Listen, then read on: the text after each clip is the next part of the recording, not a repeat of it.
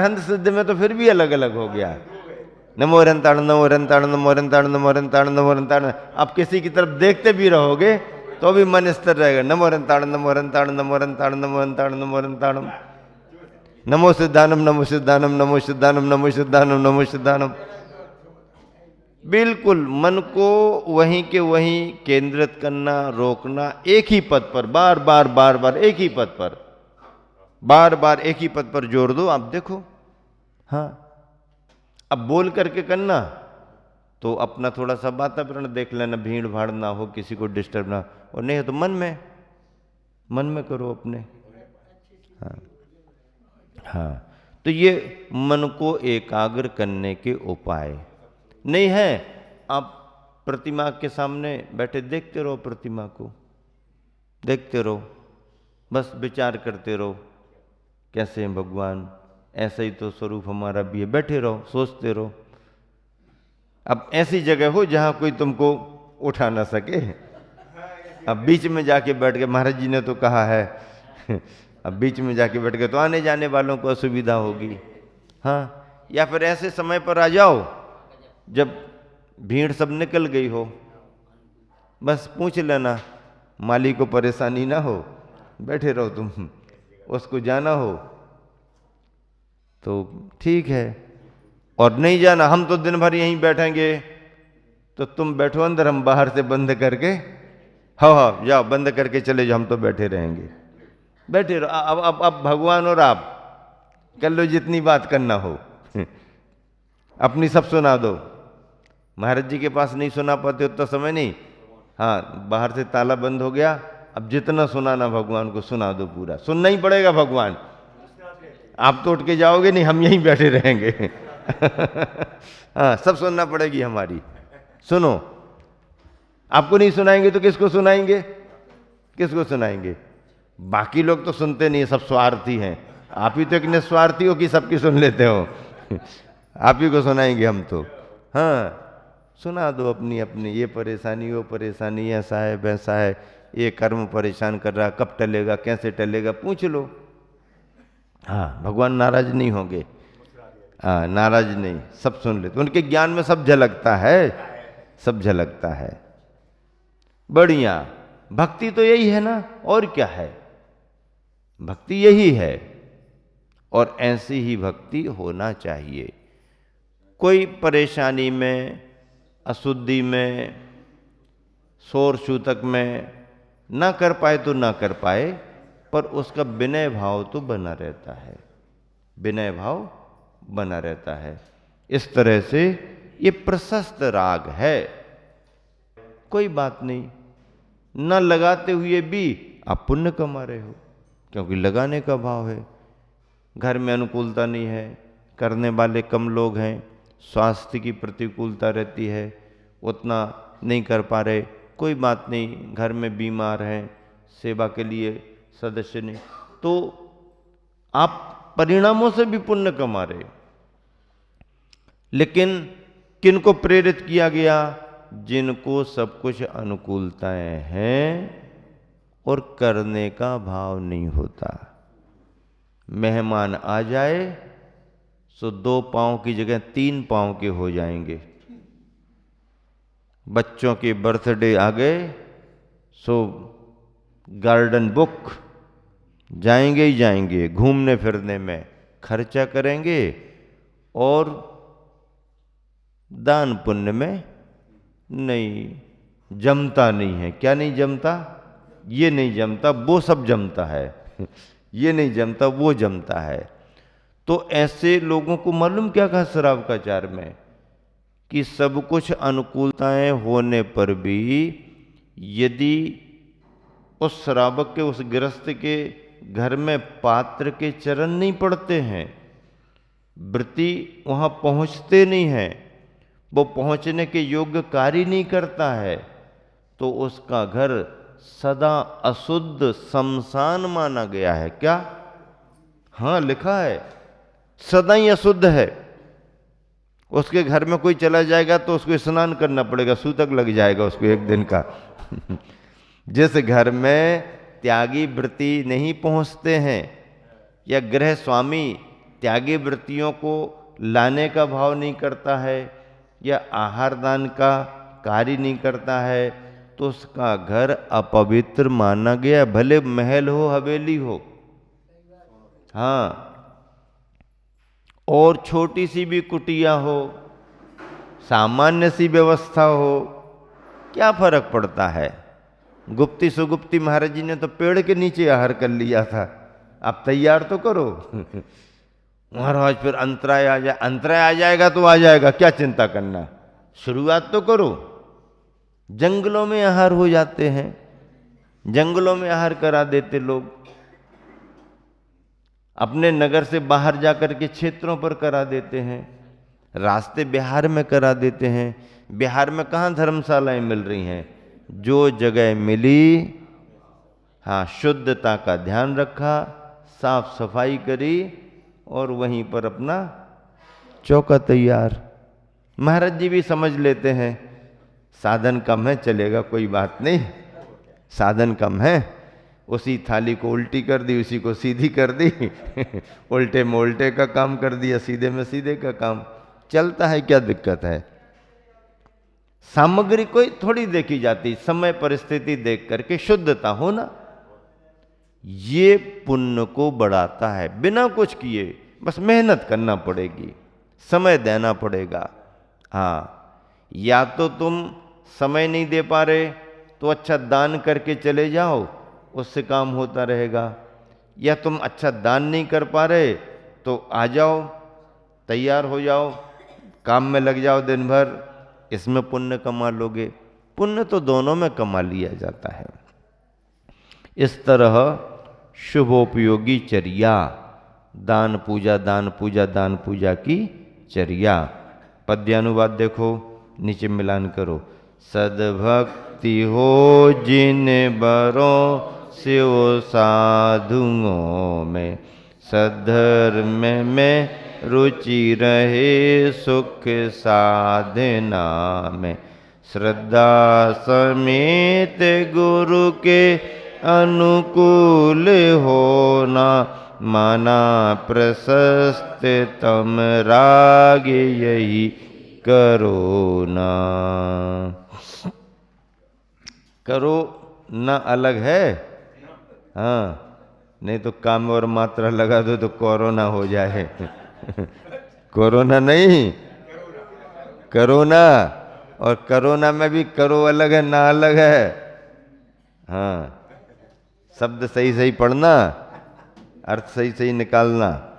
सद्भक्ति हो जिन वरों से साधुओं में, जिन वरों में शिव यानी मोक्ष पाने वाले सिद्ध परमेष्टि, जिन वरहंत साधुओं में तीनों परमेष्टि, सद्धर्म में रुचि रहे, सद्धर्म में प्रवृत्ति हो, रुचि हो, सुख साधना में, श्रद्धा समेत गुरु के अनुकूल होना।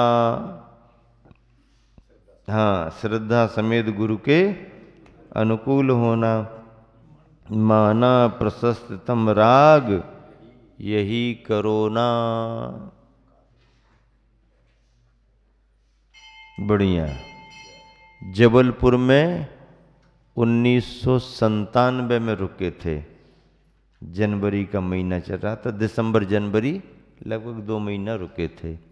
बड़ा आयोजन जैन बोर्डिंग के ग्राउंड से किया था। जबलपुर की समाज बड़ी थी, परिचित थी। अब उसके बाद हम लोगों ने क्या किया कि कॉलोनी कॉलोनी भ्रमण करने के रूप में कार्यक्रम निश्चित कर लिया, पर्चे अर्चे छप गए। अब वो कार्यक्रम हम ही लोगों को मालूम था।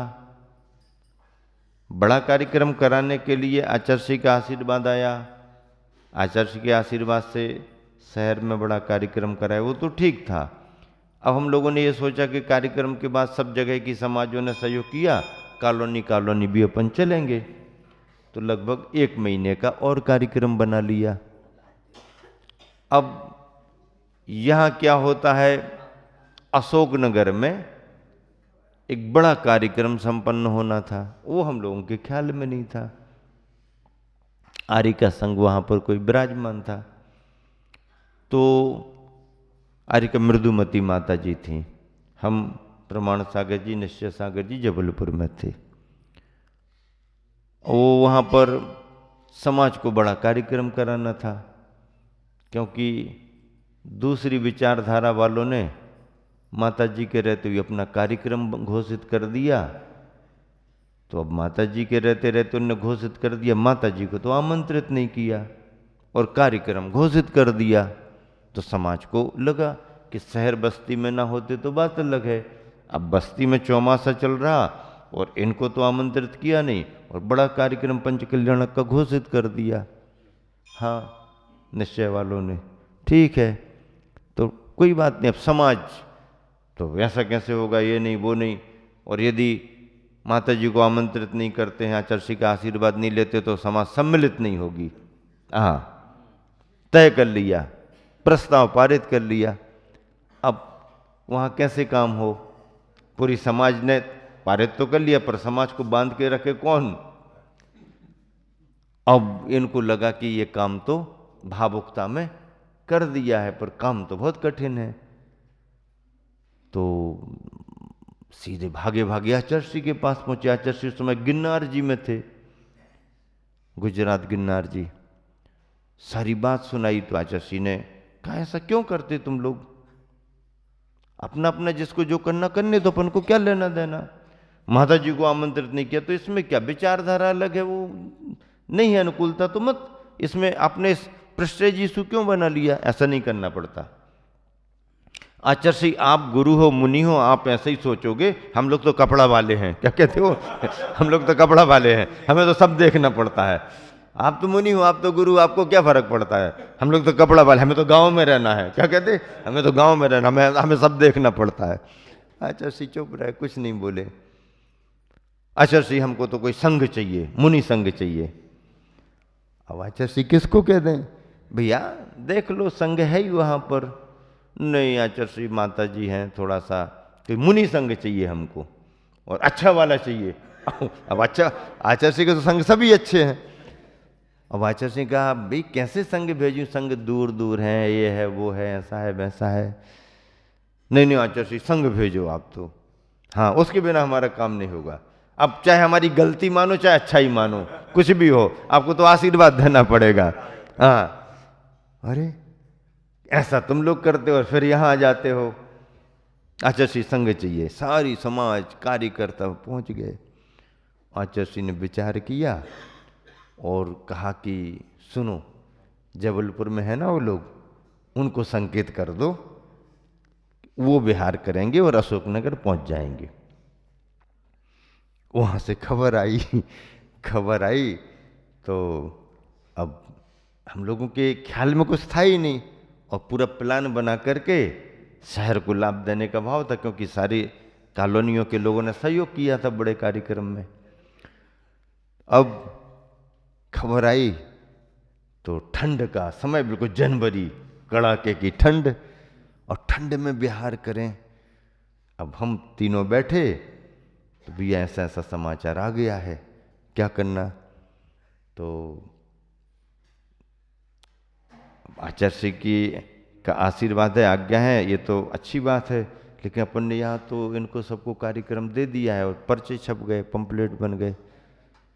तो कहने लगे चलो अपन एक बार संपर्क आचार्य को करा देते हैं कार्यकर्ताओं से।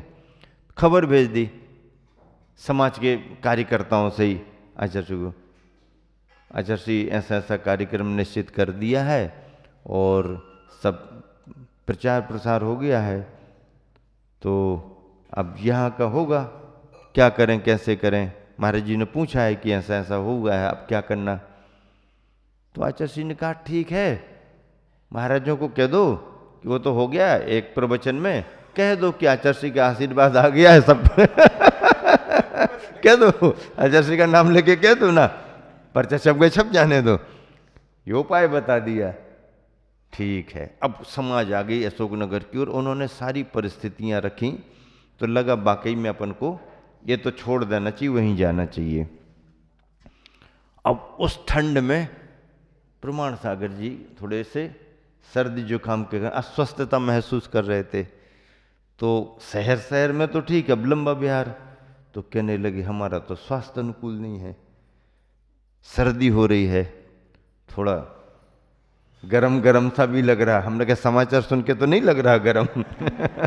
बोले नहीं नहीं, थोड़ा गरम सा लग रहा है, क्या करें, बुखार उखार आया होगा। तो हमने कहा ये अच्छा था, ये अपन खबर भेजो कि बुखार आ गया। हमने कहा महाराज जी को थोड़ा सा स्वास्थ्य अनुकूल नहीं है, बुखार सा आ रहा है, तो आचार्य क्या करें। फिर हम लोग, मना तो नहीं, वो तो सवाल ही नहीं, लेकिन क्या करें। अब 2-4 समाचार भेजने का मतलब आचार्य समझ जाते हैं कि ये लोग थोड़ा सा वहाँ उलझे हुए हैं, कुछ संकेत दे दिया। तो क्या करें, अस्वस्थता बुखार सा। तो आचार्य ने फिर खबर भेजी, बोले कुछ नहीं, वहाँ बहुत ज़रूरत है और आप ही लोगों को जाना है। और सुनो, ओ कह दो महाराज जी से, कुछ नहीं, बिहार तो शुरू करो, सब बुखार होकर ठीक हो जाएगा। कहते बिहार शुरू करो, बुखार होकर ठीक हो जाएगा।